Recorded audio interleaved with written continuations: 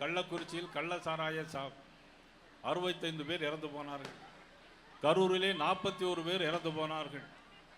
ஆனால் கள்ளக்குறிச்சிக்கு போகாத கால்கள் கரூருக்கு மட்டும் ஏன் போகின்றன என்பதுதான் எங்களுடைய கேள்வியாக இருந்து கொண்டிருக்கிறது. இன்றைக்கு மக்கள் எல்லோரும் முடிவெடுத்து விட்டார்கள், இந்த ஆட்சி மாற்றம் வேண்டும். கரூரில் நடந்த சம்பவத்திற்கு இரவோடு இரவாக முதலமைச்சர் இரவோடு இரவாக வந்தார்கள்.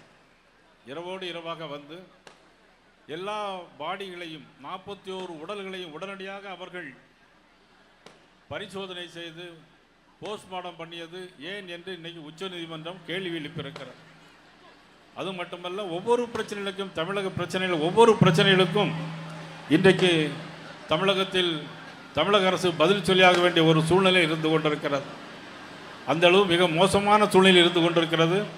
இங்கே தமிழகத்தின் தலைநகர சென்னைக்கு அருகிலிருந்தும் சொல்லிக் கொள்ளும்படி எந்தவிதமான வளர்ச்சி திட்டங்களையும் பெறாத இந்த செங்கல்பட்டு மாவட்டங்களுக்கு எத்தனை ஆத்திரம் இருக்கும்.